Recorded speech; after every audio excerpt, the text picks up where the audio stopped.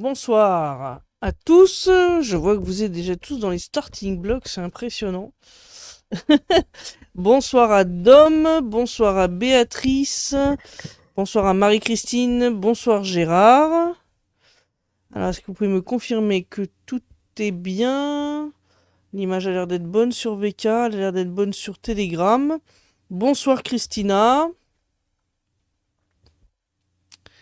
Bonsoir Hervé, bonsoir S400. Alors... Bonsoir M1963, bonsoir Tierno, bonsoir Evelyne. On me dit que tout est bon sur VK, donc je pense que ça doit être la même chose sur Telegram. Bon, alors, on va parler aujourd'hui de la charmante situation des charmantes démocraties européennes. Oui, je sais, c'est très ironique. Et entre autres, on va parler de la France et de l'Italie, mais aussi de l'Union européenne en général. Bonsoir André. Parce que la situation devient quand même un poil inquiétante quand même.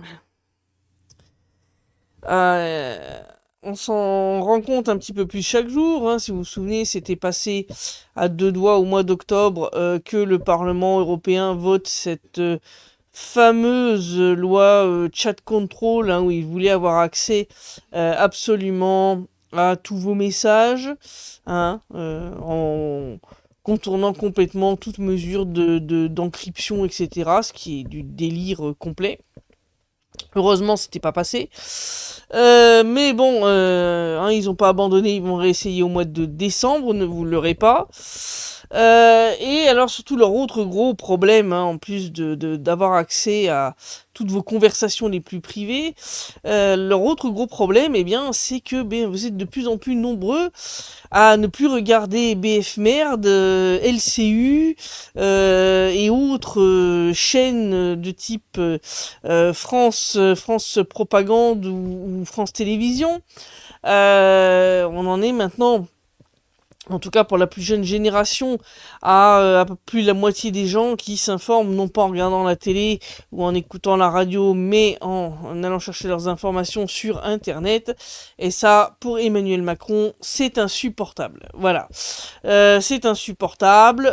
Il dit que c'est pas normal, qu'il faudrait beaucoup plus contrôler ce qui se dit sur les réseaux sociaux et que les gens devraient revenir regarder la télé d'État. Hein. Enfin, je veux dire, on en est presque à l'ORTF avec la chaîne unique comme ce qu'il y avait après la Seconde Guerre mondiale. C'est du délire.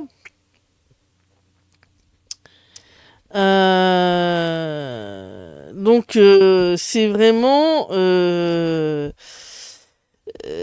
ça a d'ailleurs même fait rire l'auteur de l'article du The Spectator qui a dit que c'était délirant. Hein. On n'est plus à l'époque de l'ORTF, on n'est plus à l'époque de la chaîne d'État télévisée unique. C'est fini. C'est fini, il n'y aura pas de retour en arrière, et que espérer comme ça museler l'information sur Internet, ça servira à rien. Je veux dire, on l'a bien vu hein, quand ils ont tenté de rendre inaccessible un certain nombre de chaînes Telegram, il leur a suffi de créer de nouvelles chaînes, et vous arrivez toujours à obtenir les informations de ces mêmes journalistes ou blogueurs que vous suiviez. Donc ça change rien. Alors, mais bon, on va voir de plus en plus quand même des tentatives de museler tout ça. Donc il faut quand même que vous en soyez bien conscient, que vous soyez bien conscient aussi qu'il faut vous préparer à l'avance en vous dotant des outils nécessaires pour contourner cette censure. Le premier d'entre eux, c'est bien sûr ce qu'on appelle un réseau privé virtuel ou VPN. Qui vous permettra, dans la plupart des cas, d'arriver à contourner ce genre de censure en vous donnant l'adresse IP d'un autre pays que le vôtre ou qu'un autre pays autre que l'Union européenne, ce qui vous permettra bien de contourner généralement assez facilement ce genre de censure. Ça, c'est la première chose vraiment que je vous recommande d'avoir, c'est un VPN. Même dans la vie de tous les jours, pour protéger vos données, ça va encrypter vos données web et ça vous évitera qu'elles se trimballent un peu partout. Ça, c'est déjà une première chose. Le VPN, c'est une des premières choses à faire. L'autre chose, c'est bien sûr de suivre les canaux que vous suivez comme nous-mêmes sur non pas un seul réseau social, mais plusieurs. Il y a plusieurs personnes qui nous ont dit si vous êtes censuré, qu'est-ce qu'on fait? Vous nous suivez sur Contact, vous nous suivez sur Twitter. Hein, depuis que c'est Elon Musk, les histoires de sanctions européennes, si vous voulez, ça lui en touche une sans faire bouger l'autre. Il en a strictement rien à faire. Il a même envoyé péter Thierry Breton, si vous vous souvenez. Donc vraiment, suivez-nous sur plusieurs plateformes pour être sûr eh bien, de nous retrouver si jamais, par exemple,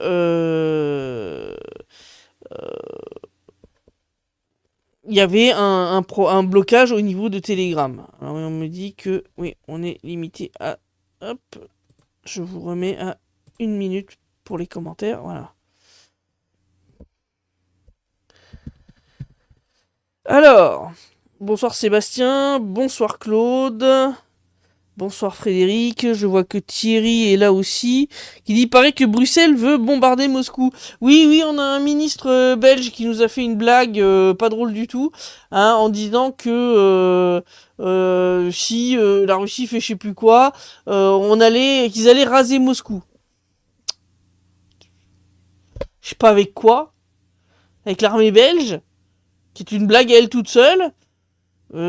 Écoute mon gars, oui c'est très mignon, c'est très drôle, mais retourne au cirque Pinder parce que je veux pas ce que tu vas raser à Moscou, hein, voilà. Oui c'est ça comme dit Christina, pour bombarder Moscou, comment est-ce qu'il ferait, hein? Je rappelle que la Belgique n'est pas dotée de l'arme nucléaire. Bonsoir Frucat. Alors, oui, en plus, comme dit Christiane, c'est pas des F-16, c'est des F-35 que la Belgique a acheté et avec lesquels ils ne peuvent même pas faire d'entraînement parce que il faut voler au sein de ces avions une distance supérieure à la superficie du pays, à ce qu'on peut faire dans le pays, en fait. La superficie du pays est tellement petite que, en fait, il va falloir que la Belgique passe des accords avec les pays voisins pour pouvoir faire ses entraînements de F-35 au-dessus de leur espace aérien. Donc, si tu veux, quand t'en es à ce niveau de, si vous voulez, de clownerie militaire, aller menacer de raser Moscou, si tu veux, ça a plus fait rire à Moscou qu'autre chose. Hein, voilà. Là, les gars leur ont dit, commencez déjà par avoir un espace suffisant pour pouvoir vous entraîner avec vos avions. Vous reviendrez parler après. Alors, ils sont forts ces Belges tout de même. Alors, bombarder Moscou avec des frites une fois. J'imagine. Oh là là, c'est vraiment une histoire belge, oui, comme dit André. Vraiment, c'est à mourir de rire. Bref. Donc, revenons-en à nos moutons. Donc, on a Macron hein, qui cherche à museler tout le monde et surtout ceux qui parlent de sa femme, hein, n'est-ce pas hein, je rappelle qu'il a quand même traîné au tribunal. Ils ont traîné au tribunal 10 ou 11 personnes pour des tweets. Alors, certains avec des comptes qui ont à peine quelques dizaines d'abonnés, c'est absolument ridicule. Mais le problème, c'est qu'il n'y a pas que Macron, c'est-à-dire c'est une tendance générale. Et là, en fait, ce qui a déclenché un petit peu, ce qui a un peu déclenché le buzz, ça a été un article de mes collègues, de mon collègue italien, Vincenzo. Il faut savoir qu'en Italie, il y a un journaliste, Gabriele, Nunziati, si je ne dis pas de bêtises, Nunziati, qui a posé une question qui dérange un petit peu. Vous vous souvenez que l'Union européenne hein, exige que, après le conflit, la Russie paye des frais de réparation hein, pour reconstruire l'Ukraine, ce qui est du délire. Hein, je rappelle, ça n'a jamais été le pays qui a gagné une guerre qui a payé des réparations pour celui qui a perdu, ça a toujours été l'inverse. Donc il a posé la question qui tue. Mais est-ce qu'on va exiger la même chose d'Israël, à savoir qu'il paye pour reconstruire Gaza? Aïe. Ouf, ou la question qu'il fallait pas poser. La question qu'il fallait pas poser. Et ce brave journaliste, Gabriel, il travaillait pour l'agence Nova.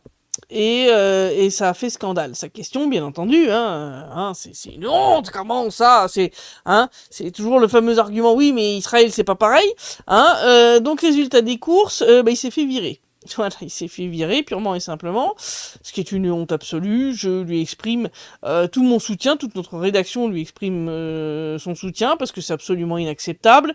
Je veux dire, une question comme celle-là ne mérite absolument pas de faire virer un journaliste. C'est du délire. Bref. Mon collègue Vincenzo Le Russo fait un article là-dessus pour dénoncer ce qui est ni plus ni moins que de la censure, parce que bon, il a fait que poser une question, il a fait son travail de journaliste, c'est un journaliste, c'est son job. Eh bien, à peine 2 heures après la publication de cet article, nous avons Madame Pina Picerno, donc qui est une eurodéputée italienne qui se trouve être la vice-présidente du Parlement européen, qui nous a piqué une crise d'hystérie russophobe, a traité donc notre média d'organe de propagande du Kremlin, bien entendu, et a dit qu'elle allait faire un rapport à Ursula von der Leyen et à la Kaja Kallas, l'autre folle de russophobe venue des pays baltes, pour exiger que International Reporters et ses collaborateurs, c'est-à-dire les journalistes qui y travaillent, se retrouvent dans le prochain paquet de sanctions européennes. Voilà, je vous avais dit quand j'ai eu des confrères allemands, Alina Lip et Thomas Ruppert qui se sont retrouvés sur cette même liste de sanctions, je vous avais dit que très certainement les prochains, ça serait nous, ça a pas loupé. Voilà. Donc, elle parle de nous mettre sous sanctions européennes. On va voir si ça va passer ou pas, mais rien que l'idée même est quand même extrêmement grave. Je rappelle quand même que normalement, d'un point de vue du droit, oui, je sais que déjà Macron s'assoit dessus bien comme il faut, mais enfin, ça n'empêche pas que ça existe, ce truc archaïque qu'est le droit. Tu ne peux pas mettre sous sanction tes propres citoyens, tout simplement parce que c'est un mécanisme qui contourne complètement la justice. Or, en tant que citoyen d'un pays européen, eh bien, nous avons droit, tout simplement, à un procès équitable, avec avocat, etc. Donc, tu ne peux pas prendre une sanction comme ça, de nature politique et financière, sur l'un de tes citoyens, sans qu'il y ait eu débat contradictoire, procès, etc.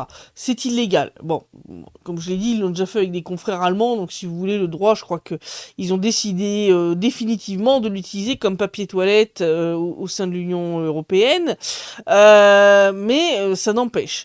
Et c'est surtout un mouvement extrêmement inquiétant de durcissement de toute cette censure qui s'est installée petit à petit au sein de l'Union européenne, au sein de la France aussi, parce que je rappelle, donc d'abord ça a été RT France qui a été attaqué de manière extrêmement virulente, puis un certain nombre de chaînes Telegram, ça a été la chaîne CNews, voilà, qu'on soit d'accord ou pas d'accord avec la ligne narrative de ce média, ça ne change rien. C'est la même méthode que celle qui a été appliquée en Ukraine par Volodymyr Zelensky, qui a fait fermer les uns après les autres sous un prétexte ou sous un autre tous les médias qui auraient pu s'opposer à lui et au déclenchement de la guerre en 2022. Donc là, on est vraiment... On voit le scénario qui a été appliqué en Ukraine s'appliquer au sein de l'Union européenne de la même manière. Voilà. Bon, en même temps, ça n'a rien d'étonnant quand vous voyez les taux d'approbation de ces gens-là. Macron qui est tombé à 11%. Je pense que la mère von der Leyen, elle doit même pas être à 5. C'est compréhensible qu'ils ont un petit problème avec toutes les critiques auxquelles ils peuvent faire face. Alors, Hervé qui dit c'est fou, pratique la technique des petits pas, ils feront passer cette saloperie avec des édulcorants. C'est exactement ça. C'est exactement ça. En même temps, c'est pas le blocage total qu'ils veulent, mais seulement la marginalisation de cette minorité qui réfléchit. Garder la majorité sous contrôle pour garder le pouvoir. Totalement d'accord. M1963. S400 qui dit attention, elle est très puissante, l'armée belge. Et ça, c'est sûr. Alors, donc concrètement, demande Claude. Ben, concrètement, ça veut dire qu'il va falloir, comme je l'ai dit, vous doter d'un certain nombre d'outils, comme le VPN. Ne pas hésiter à nous suivre sur plusieurs plateformes. VK, par exemple, ne réagira pas aux sanctions européennes. C'est une plateforme russe, donc elle en a strictement rien à faire. Je pense que Telegram devrait pas trop réagir. Par contre, ce qui risque effectivement, c'est de faire ce qu'ils avaient fait avec la vingtaine de chaînes, vous vous souvenez qu'ils avaient censuré là tout ensemble, avec ce fameux rapport Portal Combat et autres noms débiles qu'ils avaient trouvé pour ce truc-là. Donc, attendez-vous à ce que potentiellement, eh bien, la chaîne change en fait d'adresse, tout simplement, avec création d'une nouvelle chaîne sur laquelle vous pourrez vous réabonner pour continuer à nous suivre. En tout cas pour ceux qui sont au sein de l'Union européenne. Ça va être, je vous dis, eh bien, vous attendre aussi à devoir faire quand même de plus en plus attention, mais tout en essayant quand même de continuer à partager l'information. C'est-à-dire qu'on va devoir passer vraiment de plus en plus à un mode de type partisan, parce que ça va devenir de plus en plus compliqué. Le fait des sous-sanctions, c'est clair qu'il y a potentiellement des risques que certains sites ou plateformes qui auparavant, par exemple, nous relayaient, décident du jour au lendemain d'arrêter. Donc il y a un certain nombre de choses qui risquent, effectivement, vous voyez, on avait réouvert la chaîne YouTube, là par exemple, il y a un risque évident. Facebook, j'en parlerai même pas. Donc, c'est clair que il faut vous attendre à ce genre de choses, et je pense qu'on ne sera pas les seuls. Je pense que beaucoup d'autres vont suivre. C'est-à-dire, comme l'a dit M1963, c'est la technique des petits pas. C'est les sauts de crapaud, comme on appelle ça côté ukrainien.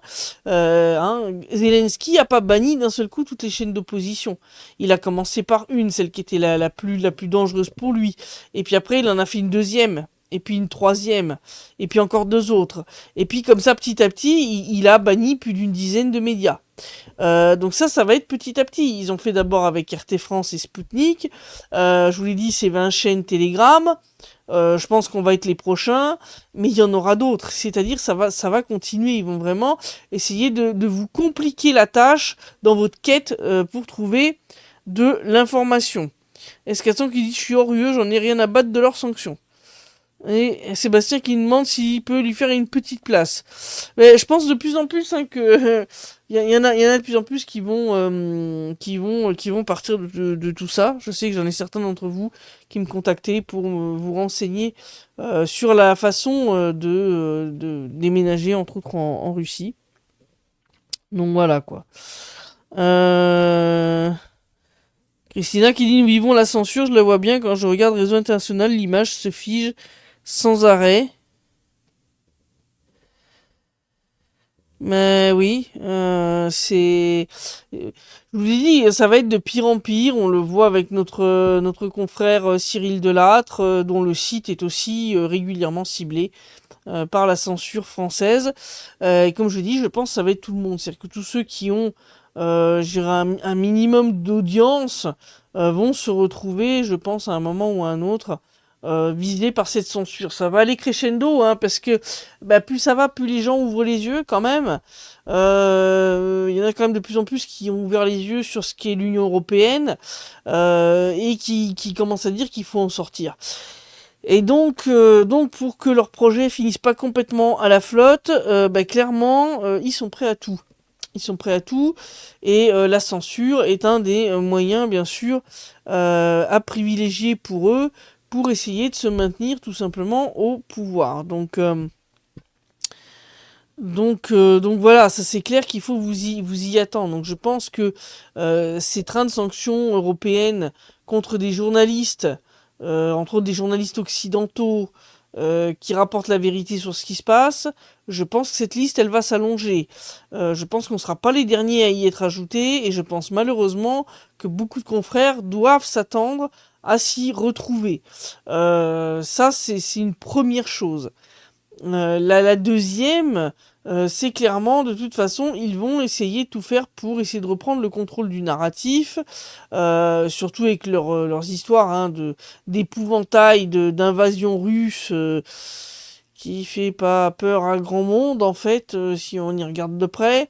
Parce que bon, il y a quand même encore pas mal de gens qui ont encore un cerveau et qui disent mais qu'est-ce que vous nous racontez? Vous nous dites que les Russes combattent avec des pelles.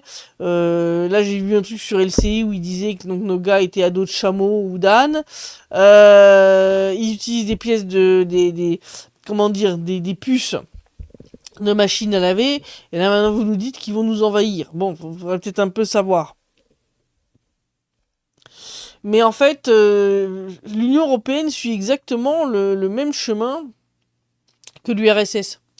Et le plus dingue, c'est qu'ils aient pourtant été mis en garde hein, par des gens, entre autres, comme je pense à ce politologue qui est un grand expert de tout ce qui est effondrement de société, Dmitri Orlov, même Solzhenitsyn leur avait dit, et ils suivent néanmoins cette voie. C'est-à-dire qu'ils ont été prévenus que là, vous êtes en train de suivre la voie qu'a suivi l'URSS. C'est-à-dire que vous allez finir de la même façon. L'Union Européenne va finir de la même façon que l'URSS. Là maintenant, j'ai vu qu'ils veulent intégrer la Moldavie, l'Ukraine, la Géorgie, et il y avait encore un autre pays, je sais plus lequel, enfin c'est du délire. C'est tous des pays, mais corrompus à mort, à l'économie détruite. Euh, Vous voulez faire quoi avec ça? Vous voulez faire quoi? La Moldavie et l'Ukraine sont les deux pays les plus pauvres du continent européen. Vous vous rendez compte du pognon qui doit aller ponctionner dans vos poches pour aller financer ces pays? Non mais, allô? Sébastien qui dit l'UE qui interdit aux agences de voyage de proposer de visiter la Russie. Faut surtout pas voir que c'est mieux ailleurs, hein. Mais c'est exactement ça. C'est exactement ça. C'est-à-dire, alors, ils ont mis donc sur la liste des sanctions tout ce qui est voyage organisé. Donc, plus aucune agence de tourisme européenne ne peut vous proposer de voyage organisé en Russie. Bah, c'est vrai que ça serait dommage, hein, des fois que vous voyez que hein, les gens vivent à Moscou déjà au 22e siècle. Bon, je veux dire, hein, quand j'étais à Moscou, j'ai filmé, je voulais pas encore publier, mais faut que je le fasse. Une petite vidéo avec les robots livreurs. Hein. Vous avez dans le centre de Moscou certains quartiers où vous avez des robots de livraison, c'est-à-dire vous commandez votre pizza, c'est pas un coursier humain, c'est un robot qui déambule dans les rues, qui respecte d'ailleurs le code de la route. Ils sont très respectueux du code de la route, ces petits robots de chez Yandex. Ils attendent hein, sur au pied, on va dire, du passage pour piétons, et puis ils attendent que ça soit vert pour les piétons. Et ils font attention à pas heurter les piétons d'ailleurs. Donc, je veux dire, la Russie a déjà plein de technologies très en avance. Hein, ça serait dommage que vous voyez qu'en Russie, quand vous avez un compte en banque en Russie, vous pouvez envoyer de l'argent à l'une de vos connaissances, rien qu'avec son numéro de téléphone. Si vous savez vers quelle banque l'envoyer, vous l'envoyez quasiment sans commission et ça prend quelques secondes. Mais je suis sérieuse, hein, c'est quelques secondes. Voilà, vous pouvez envoyer de l'argent à un ami pour le dépanner, comme ça. Voilà, c'est votre gamin a besoin d'une rallonge, il fait ses études à l'autre bout du pays, c'est pas grave. Voilà, t'as son numéro de téléphone, tu sais par exemple qu'il est à la Sberbank. Voilà, tac tac tac, petit transfert, hop, et ça part immédiatement. Et au bout de quelques secondes, l'argent est sur son compte et il reçoit une petite notification, un petit SMS. Voilà, donc ça fait partie des choses pour lesquelles la Russie est très en avance, et c'est clair qu'au sein de l'Union Européenne, ils ont pas envie que vous voyez ça. Parce que sinon, tout leur narratif expliquant que il leur faut, hein, comme en France, 48 heures pour vous valider un nouvel IBAN avant que vous puissiez faire un virement, et qu'il faut encore une journée pour qu'il arrive à destination. Bon, en Belgique, où j'ai vécu, c'était pas aussi terrible. C'est vrai que là, tu pouvais rentrer toi-même ton IBAN dans ton application bancaire, et l'argent, si tu l'envoyais tôt le matin, pouvait être dans l'après-midi. Voilà, mais c'était le maximum que t'avais. Ici, c'est instantané. Ici, tout est instantané. Donc ça c'est clair qu'ils ne veulent pas que vous voyiez ça. Voilà. Mais il semble qu'ils veulent pas non plus que les Russes voient la réalité de l'Union européenne. Donc là maintenant, ils ont décrété que, majoritairement, les demandes de visa Schengen touristique multiple entrée. Alors c'est quoi les multiples entrées? C'est-à-dire, tu peux prendre un visa de 3 mois, tu vas venir une semaine, tu vas repartir, et tu vas revenir un mois plus tard avec le même visa. Donc là, à chaque fois qu'un Russe voudra visiter l'Union Européenne, il va devoir refaire une demande de visa. Voilà, donc ça sera une entrée, une sortie, quoi. Voilà, terminé. Donc ça c'est clair que non, mais c'est du délire. Je veux dire, là c'est du racisme à l'état pur, soi-disant pour des mesures de sécurité. Des fois que des Russes ont envie de faire des actes terroristes en France, ça me fait rigoler. Vous croyez vraiment qu'ils envoient les mecs avec des visas touristiques? Bref, c'est du grand n'importe quoi. Non, mais voilà. Christiane qui dit jusqu'au jour la censure sera pour tout le monde. Bah, j'espère pas quand même. J'espère pas qu'on en arrivera là. Evelyne qui dit ils auront du mal à suivre la cadence. Une qui part, c'est 2 voix de plus qui ressortent. Ouais. Oui, oui, de toute façon, ça va mener à rien. C'est. Dans son dernier bulletin, Xavier Moreau déclare que son éviction de YouTube vaut une médaille de reconnaissance de son travail sur Stratpol. Oui.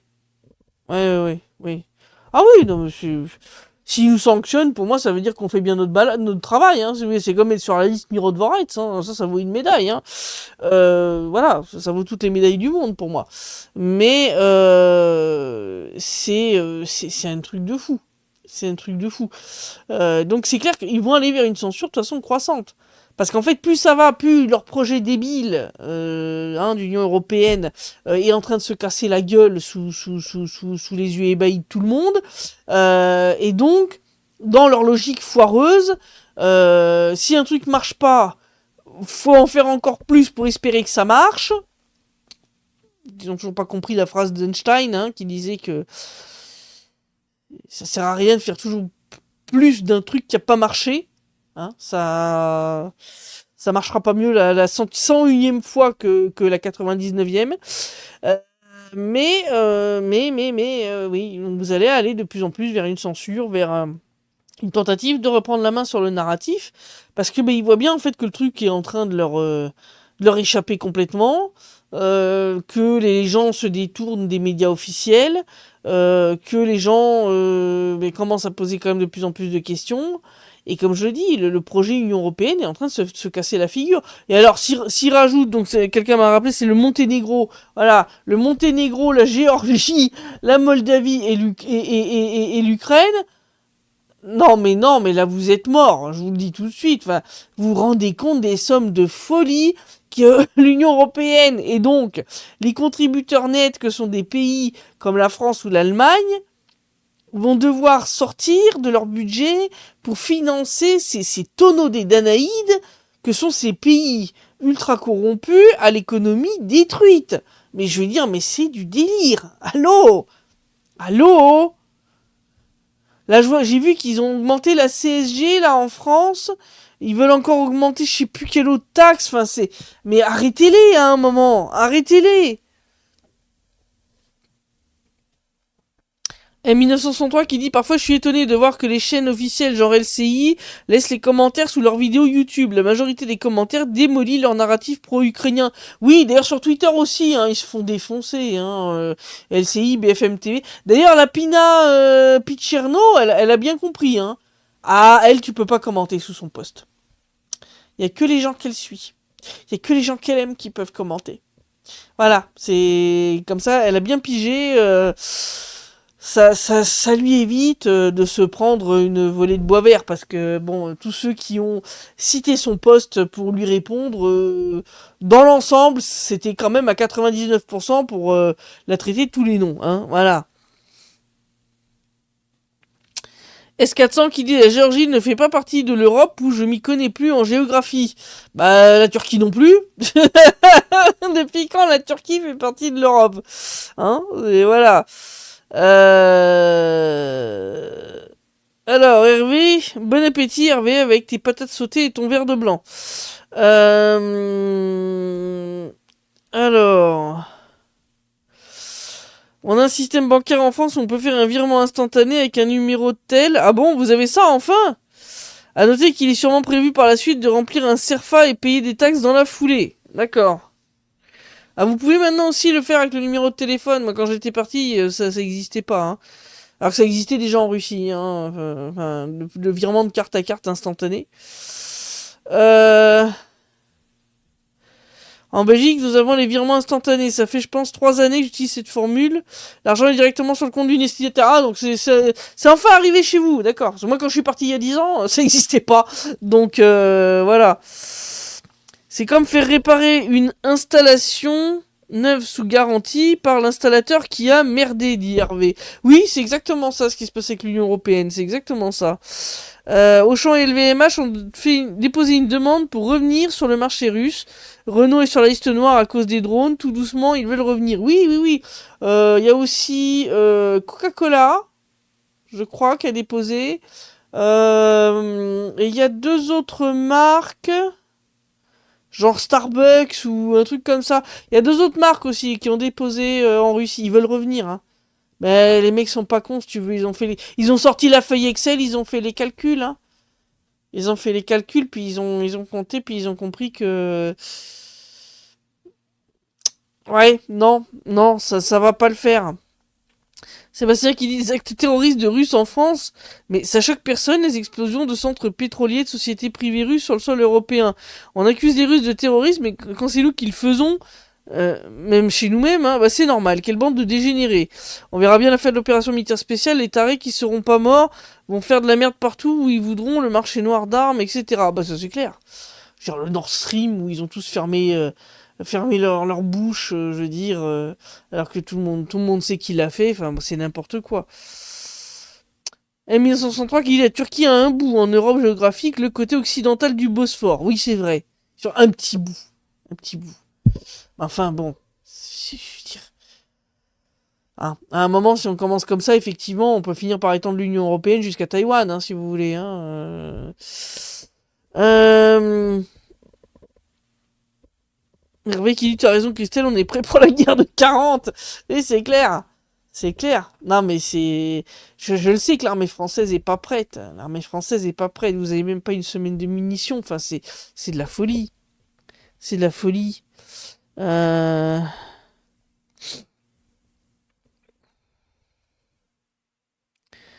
Israël qui fait l'Eurovision et les coupes européennes. C'est pas l'Europe. Et qui a un parlement juif européen. Oui, ça aussi, c'est du délire. Je suis désolé, mais... Hein, Israël est au Moyen-Orient. Il n'est pas en Europe. Donc à un moment, effectivement, on va falloir remettre un petit peu d'ordre dans tout ce bordel. Xavier Moreau prévient que la nouvelle de terrorisme en Europe sera ukrainienne. La nouvelle vague, ouais. Oui, je le pense sincèrement. Je pense sincèrement, de toute façon, après la fin du conflit, et ça d'ailleurs, il l'a très bien dit quand on a discuté des attaques contre la flotte fantôme, bon, contre les pétroliers russes, quand on a discuté avec Egunci Behanzin, clairement, après la guerre, on s'attend de toute façon en Russie à des vagues d'attentats menés par des Ukrainiens ou des pro-Ukrainiens pendant encore des années. C'est-à-dire ce qui a eu lieu après la victoire de 45, où Stepan Bandera et ses sbires ont continué à mener des attentats pendant plusieurs années sur le sol soviétique. Je pense qu'il y en aura aussi en Europe, tout simplement, parce qu'une fois que l'Ukraine sera défaite, je pense qu'il y aura un certain nombre de radicaux ukrainiens qui vont considérer les Occidentaux comme, on va dire, co-responsables, si vous voulez, de cette défaite, en considérant qu'ils ont été envoyés à la boucherie avec pas assez d'armes, pas assez d'argent, pas assez de ceci, pas assez de cela. Et donc je pense qu'il va y avoir une rancœur terrible de certains de ces radicaux ukrainiens envers, entre autres, l'Union européenne. Et donc je pense que ça risque de se transformer en attentat terroriste de vengeance. Donc oui, vous avez, je pense, un risque non négligeable après la fin du conflit de voir des vagues de terrorisme ukrainien sur le territoire de l'Union européenne.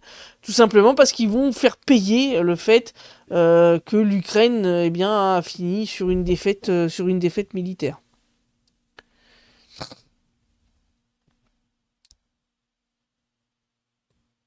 Alors...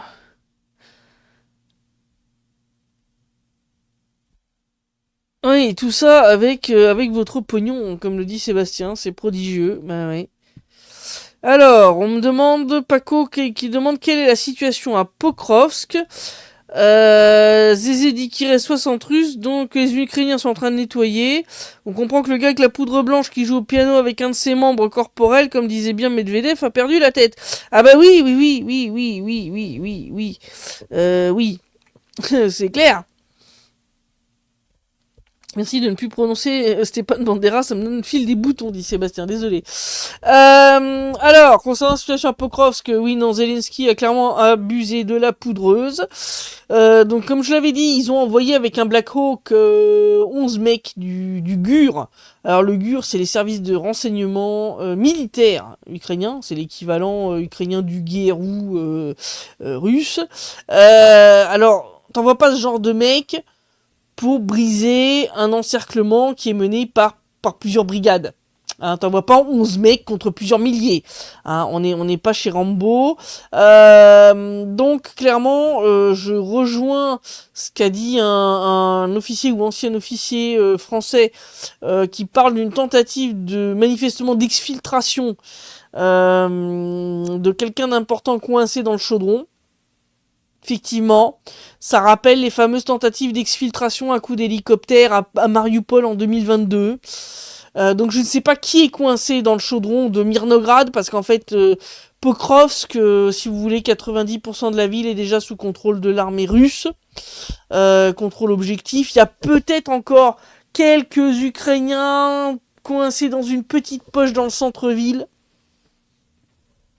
Ça dépend des rapports. Ils sont pas tous d'accord là-dessus. Mais en tout cas, sur le fait que 90% de la ville est déjà sous contrôle russe, ça c'est clair. Et que résultat, eh bien, le chaudron s'est refermé sur Mirnograd. Donc Mirnograd, qui est cette ville qui est à l'est de Pokrovsk. Et qui est quasiment continue avec elle.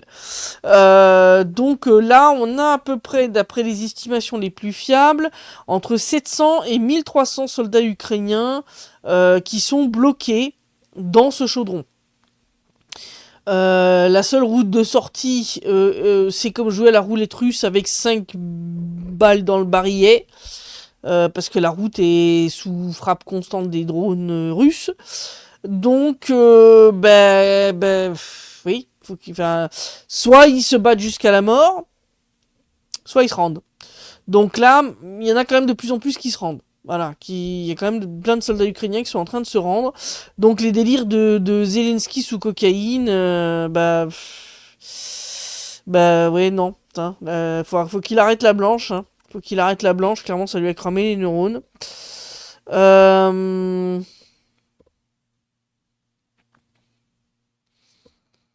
Quand on nourrit des serpents au fond de son jardin ukrainien, faut pas s'étonner un jour d'être mordu, dit M1963. Ben oui, oui. Puis ils en ont fait rentrer plein dans l'Union européenne, hein, des réfugiés ukrainiens. Et ça, moi je vous le dis, il y en a quand même un certain nombre qui sont des radicaux. Hein, c'est-à-dire du genre, non, je vais pas aller me battre sur le front parce que quand même j'ai pas envie de mourir. Mais du genre à organiser des attentats terroristes, oui, ça c'est clair. Ça c'est clair.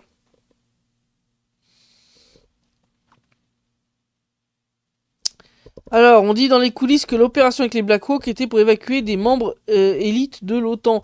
Bon, membres d'élite, je dirais pas, mais potentiellement des officiers de l'OTAN venus sous couvert d'instructeurs ou de Chénéqué. Oui, ça c'est possible. Ça, c'est fort possible. Et ça justifierait d'aller risquer un Black Hawk et 11 gars du GUR, parce que les gars du GUR, je vous dis, c'est pas les mecs qui ont été bussifiés. Hein, c'est des troupes d'élite, c'est des troupes du renseignement militaire, c'est des forces spéciales. Hein. Voilà, ils ont envoyé 11 mecs des commandos. T'envoies pas ces mecs à une mort certaine pour aller récupérer Joel Clodo ou le balayeur du coin, quoi, si tu veux. Donc clairement, ils sont allés chercher quelqu'un d'important. Donc je pense effectivement potentiellement officier de l'OTAN. Potentiellement des officiers de l'OTAN qui étaient peut-être venus pour, en gros, essayer de prêter main forte pour tenir Pokrovsk et Mirnograd et empêcher la formation du chaudron. Bon, par contre, ces mecs se sont laissés piéger dedans comme des cons. Enfin, bon, je pense que des mecs qui se retrouvent dans une telle situation sont pas d'une grande aide stratégique et tactique, mais cela ne regarde que moi. Zelensky a raison pour la situation à Pokrovsk, il a juste confondu les couleurs. Il est peut-être daltonien en fait. Ah, il y a peut-être une explication là. Il y a peut-être une explication. Frucat qui demande ce qui se passe au Soudan. J'ai pas trop suivi ce qui se passe au Soudan, donc je veux pas vous raconter des bêtises. Christiane qui dit l'Arabie Saoudite jouerait un rôle car elle serait intéressée par l'or du Soudan. Ah bah oui, oui. Bonsoir Laure. Oui, c'est comme tous ces pays qui ont des ressources minérales intéressantes. Hein.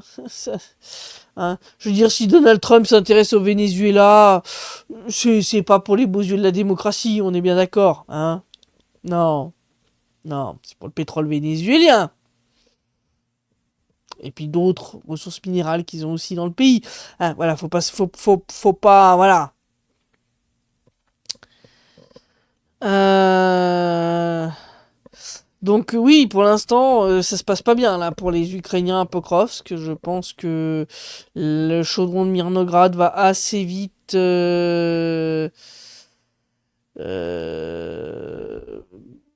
se refermer et puis se resserrer petit à petit. Il y aura sûrement des jusqu'au boutistes, il y en a toujours, mais je pense qu'une bonne partie de ces soldats ukrainiens vont se rendre. On a déjà pas mal d'images de soldats ukrainiens qui se sont rendus dans cette zone-là. Ils ont fait le bon choix. Voilà, attendez la fin du conflit en prison. Ça vaut mieux pour vous, croyez-moi. Kupiansk, c'est la même situation. Très mauvaise situation pour l'armée ukrainienne. Konstantinovka, l'armée russe est déjà rentrée dans la partie sud-est de la ville. Même les ressources ukrainiennes le reconnaissent. Donc Konstantinovka est en bonne route pour finir comme Pokrovsk. Va falloir encore du temps pour Konstantinovka. Le chaudron n'est pas encore complètement refermé. Mais ça avance bien. Donc c'est le temps joue contre l'Ukraine et l'Occident. Là, j'ai vu que le chiffre des déserteurs pour le mois d'octobre en Ukraine a battu un nouveau record avec genre plus de 21 000 déserteurs. Voilà. Vous rajoutez ça à leur nombre de morts qui a dépassé donc les 680 000 hein, chez Podfronta. Donc chez Podfronta, je rappelle, hein, qui est une chaîne russe, mais qui compte les nécrologies. Donc c'est le chiffre à minima. C'est-à-dire que tout chiffre en dessous du chiffre que donne cette chaîne, c'est du bullshit. Voilà. N'importe qui vous raconte que l'Ukraine, elle a perdu 300 000 morts, non mais va te coucher, quoi. D'accord? Le chiffre minimum, c'est 680 000. Et comme je le dis souvent, ça ne compte pas les plus de 10 000 corps, je crois que c'est 12 000 que la Russie a refourgué à l'Ukraine cette année et qu'ils font semblant de pas arriver à identifier hein, pour pas payer les familles. Ça ne compte pas les dizaines de milliers de corps de soldats ukrainiens qui sont encore en Russie. Ça ne compte pas tous ceux qui ont été enterrés sans nécrologie, hein, pour une raison X ou Y, et ça ne compte pas tous ceux qui ont été enterrés sans être identifiés dans des fosses communes, abandonnées, je ne sais où, dans une tranchée, etc., etc. Et ils sont très nombreux aussi. Donc clairement, clairement, je pense que le chiffre des morts côté ukrainien, lorsqu'on aura les données finales à la fin du conflit, je pense, sera absolument terrifiant. Alors, est-ce que les... Alors, bonsoir Fitcho. Est-ce que les services secrets russes sont sur les côtes de Boudanov et consorts? J'ai pas le souvenir de liquidation d'agents ukrainiens. Non, mais nous, notre intérêt, c'est de les récupérer vivants. C'est de les juger. De les récupérer vivants, de les juger et de les condamner après à perpète en prison, où ils vont travailler pour le bien commun, puis pour payer pour leurs conneries. Non, non. De toute façon, Boudanov, il est bien protégé, hein. Boudanov est bien protégé, faut pas rêver, hein. c'est c'est comme Zelensky, hein. Ces mecs-là sont pas protégés par des ces mecs-là ne sont pas protégés par des soldats ukrainiens, hein. Ils sont protégés par des agents du MI6, hein. Donc non non. Euh... Alors, Seb qui dit mission suicide, même si c'est pour des élites de l'OTAN ou de la CIA, c'est des fous les commandants ukrainiens. Même les soldats qui ont accepté cette mission sont cinglés. Ah bah oui, oui, oui, ça c'est ce que je dis. C'est de la folie, balancer 11 mecs dans une zone où t'as plus de drones FPV au centimètre carré que de cheveux que de cheveux sur la tête de quelqu'un, si tu veux, c'est du délire. C'est pas possible. Enfin, je veux dire, faut être fou. C'est des opérations kamikazes. Euh, alors, Christina, pour le Venezuela, il paraîtrait que Wagner, il serait déjà avec des armes russes et chinoises. Alors, Wagner n'existe plus en tant que tel. Mais qui est effectivement des membres de sociétés militaires privées russes au Venezuela avec de l'armement russe, oui. Certainement de la défense antiaérienne, certainement du missile anti-navire, d'après les informations que j'ai. Ce qui serait logique, parce que bon, il leur suffirait de couler le fameux porte-avions américain là qui est au large de leur côte, et ça serait terminé ces conneries. Donc oui, il y a des avions, des Ilyushin qui ont atterri au Venezuela, donc très certainement, oui. Phil Leter, routier, faut pas oublier de compter les mercenaires venus d'Amérique latine pour se battre contre la Russie. Et l'or qui demande, et les mercenaires français.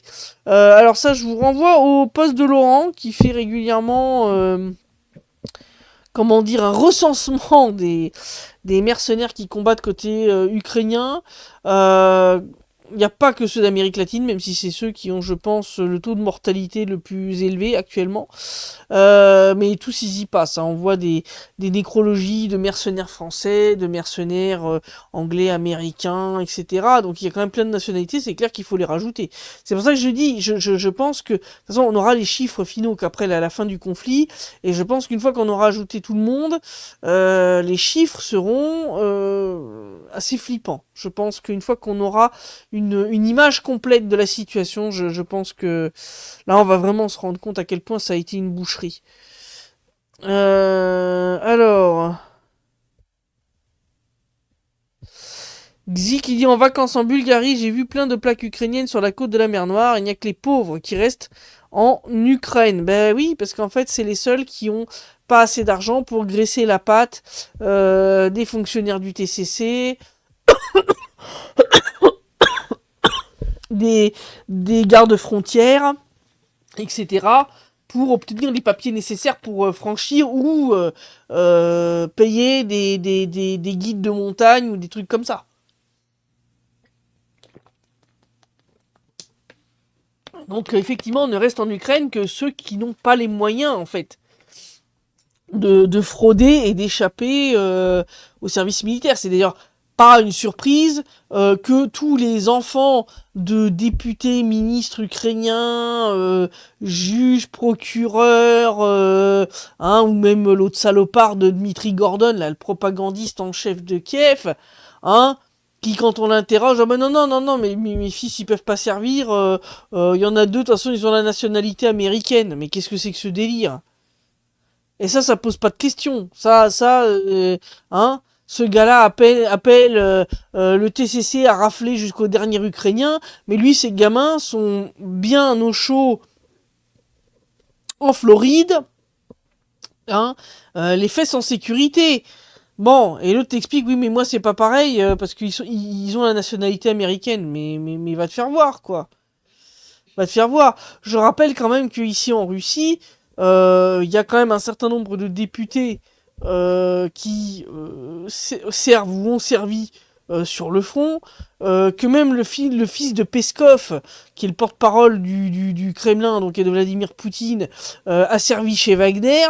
Dans les troupes d'assaut, hein. Enfin, je veux dire, il était pas à l'arrière en train de peler les patates. Donc, je veux dire, si vous voyez, on voit un peu quand même la différence, hein. On voit quand même la différence.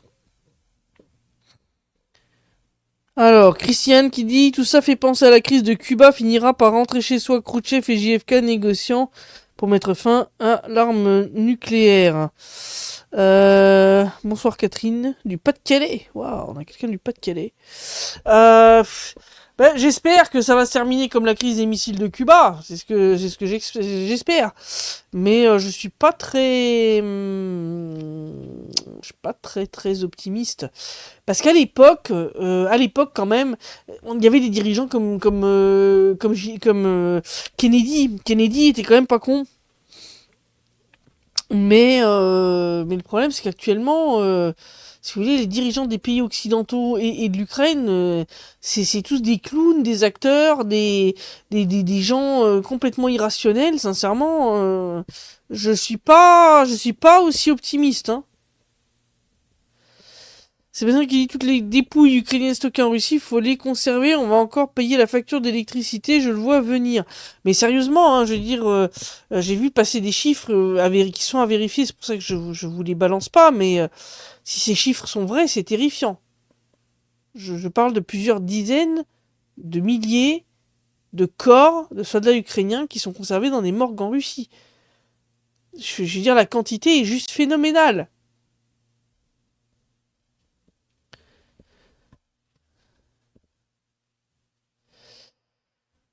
Alors, Sébastien qui dit que Brigitte et Emmanuel Macron lui filent aussi des boutons.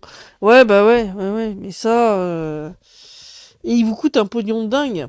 Eux, tout leur comité Théodule, les cabinets McKinsey, et puis ils vont encore filer du pognon à l'Ukraine, hein, là. Ils se préparent à donner encore je sais pas combien de milliards. Et ils vont même faire un prêt, voilà, que eux vont financer, donc les pays européens vont financer pour donner encore plus de 100 et quelques milliards à l'Ukraine. Enfin, il est temps d'arrêter, là. Et cet argent, ils iront le récupérer chez vous, hein. Ils iront dépouiller votre épargne, ils vont vous mettre des frais de succession à 100%, ils vont vous piller. Ils vont vous piller. C'est ça qu'il faut que vous compreniez. Ils vont vous faire les poches jusqu'au dernier centime. Jusqu'au dernier centime. Donc il est temps de réagir. Ils vont vous imposer une censure digne de 1984 et puis ils vont vous voler tout ce que vous avez. Donc il est vraiment temps que vraiment tout le monde bouge. Vous n'êtes pas si minoritaire que vous le pensez. C'est un de leurs buts justement avec leur communication, c'est de vous faire croire que vous êtes une minorité. Vous n'êtes pas une minorité. Vous êtes bien plus nombreux que ce que vous pensez. À avoir les yeux ouverts. C'est juste qu'il y a plein de gens qui ferment leur gueule parce qu'ils ont peur de se faire marginaliser s'ils commencent à l'ouvrir. Et c'est en ça que c'est important de continuer à partager les informations, à en parler autour de vous, pour que certaines personnes qui jusque-là ont peut-être peur de parler, finissent par se rendre compte qu'elles ne sont pas toutes seules.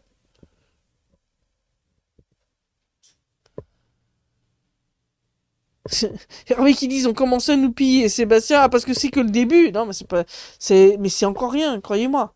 Ils vont vraiment. Ils vont vous voler jusqu'au dernier centime. Je suis sérieuse, hein.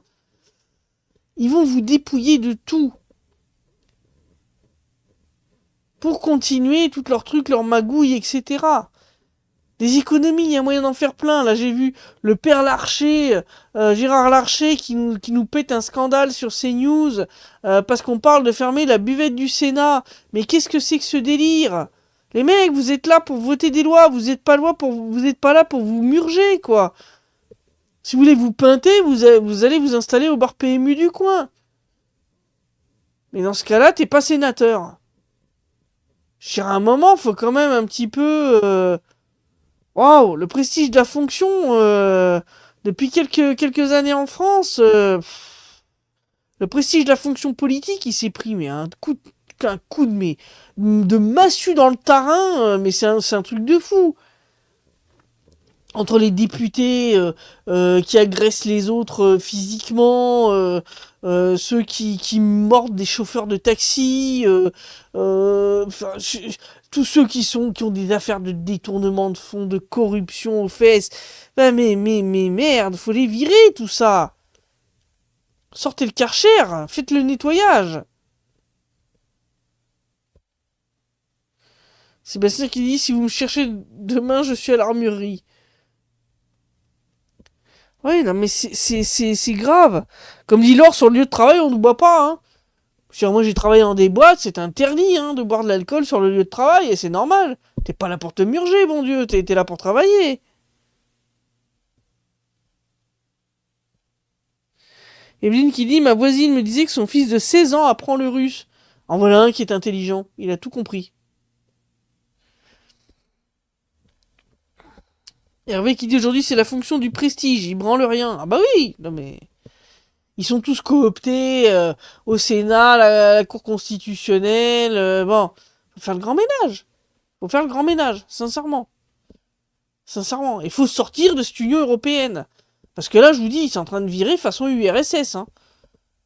Encore un peu, ils vont vous sortir la Pravda, le Goulag et tout le reste. Hein. Sauf que vous n'aurez pas les avantages qu'il y avait au sein de l'URSS. Hein. C'est soins et éducation gratuite, de qualité, etc. Ça vous aurez pas. Hein. Ouais, non, ça vous aurez pas. Travail garanti, ça vous aurez pas non plus. Donc non, sincèrement, franchement, là faut réagir parce que ça prend des proportions, ça prend des proportions très graves. Je veux dire, quand vous voyez des organismes comme Reporters sans frontières qui sont censés défendre la liberté d'expression, qui appellent à censurer des médias, donc ils ont d'abord fait le coup avec Russia Today France, et puis maintenant ils s'en prennent à nous. Et que vous voyez l'Union Européenne qui, pareil, se gargarise hein, de défendre la liberté d'expression et la liberté de la presse et gna gna gna. Bon, qui maintenant viennent nous raconter qu'ils veulent sanctionner un petit média comme le nôtre. Bon, je dirais à un moment, faut peut-être arrêter quand même d'essayer de faire prendre des vessies pour des lanternes aux gens. Bon, dites-le ouvertement que votre projet est un machin dictatorial. Mais bon, ça bien sûr, ils vont pas le dire. Ils te déguisent ça sous de la démocratie. Mais en démocratie, tu ne censures pas des médias simplement parce qu'ils exposent un point de vue différent du tien ou parce qu'ils vont à la défense d'un journaliste européen qui a été viré, licencié injustement pour avoir simplement posé une question.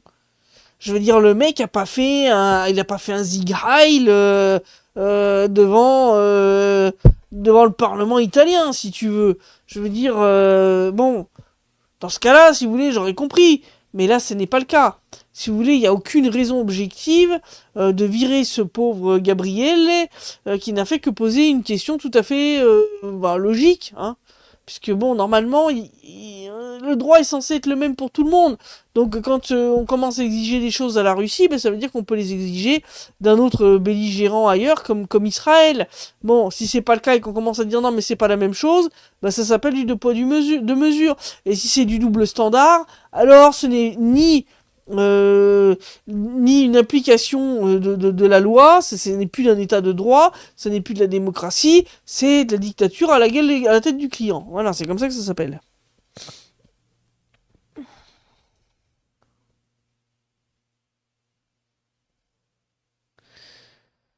Alors, Catherine qui dit c'est l'UE qui doit sauter, le plus vite sera le mieux pour nous. Ben ça, je suis bien d'accord.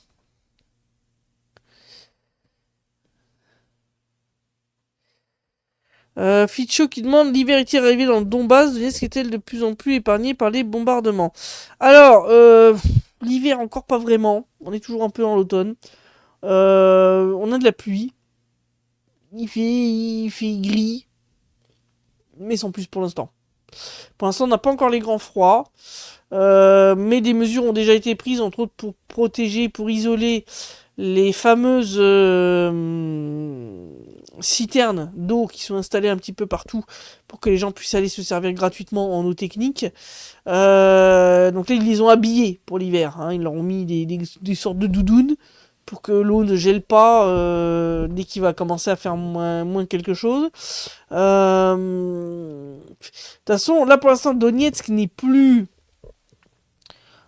sévèrement bombardé, mais on a encore quand même il y a des bombardements. Alors c'est soit avec du HIMARS, qui a une portée quand même extrêmement longue, soit des attaques avec des drones. Ça, on en a. Donc ça touche parfois Donetsk, parfois Makiivka, parfois Yassinovataya, qui est un peu plus au nord, ou Gorlovka. Gorlovka est toujours régulièrement touché, entre autres par des attaques de drones. Ça, malheureusement, c'est toujours le cas. Tant qu'on n'a pas pris Konstantinovka, ça va être compliqué. Euh...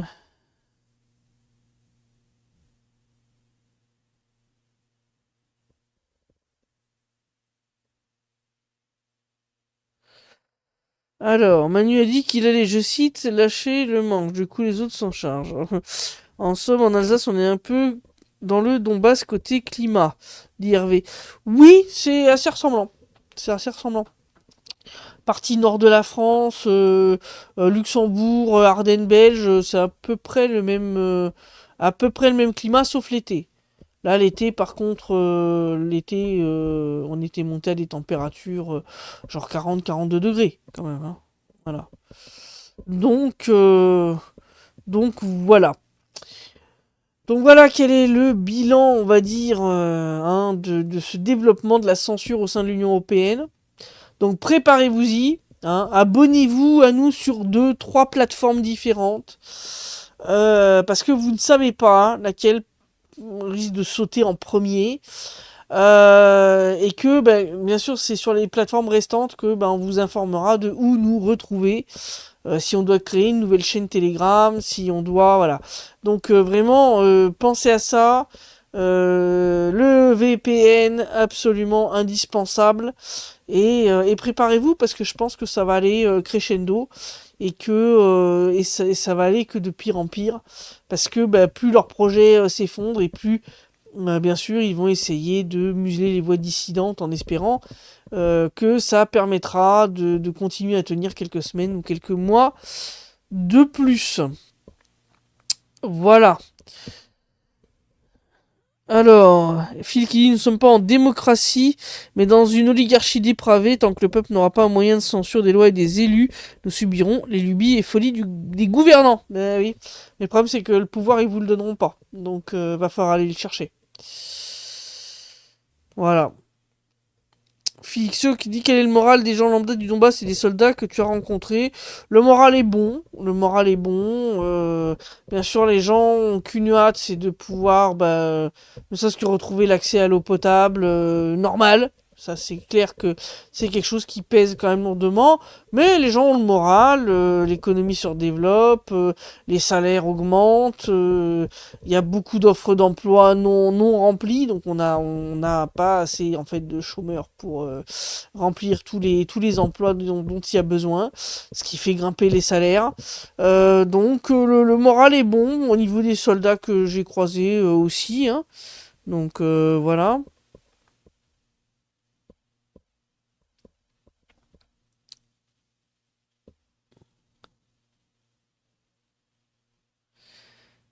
Seb, t'es prêt à faire un live avec moi pour Christelle? D'accord. Macron va-t-il viser la direction de la Commission européenne après la fin de son mandat présidentiel? Oui, je pense. C'est bien le. Il a le profil, si tu veux, pour chercher effectivement à devenir une sorte de, oui, de président de l'Union européenne. Je pense que c'est ce qu'il va essayer de faire, bien sûr. Soit ça, soit de prolonger son mandat. De toute façon, mais il veut rester au pouvoir d'une façon ou d'une autre. De toute façon, il a tellement de casseroles au miche que Si vous voulez, c'est ça, ou finir comme son prédécesseur Sarkozy, hein, voilà, à la prison de la santé. Voilà, donc il n'a pas trop envie. Voilà, voilà. Donc voilà la situation. Donc, je vous dis à dimanche pour le prochain site rep. Donc là, je vous détaillerai la situation à Pokrovsk, Kupiansk, Volchansk. Volchansk aussi, on a avancé. Je vous dis à la semaine prochaine pour le prochain direct stream. Je publierai l'enregistrement de ce direct, comme d'habitude, demain en journée. Eh bien, je vous dis à la semaine prochaine. D'ici là, portez-vous bien.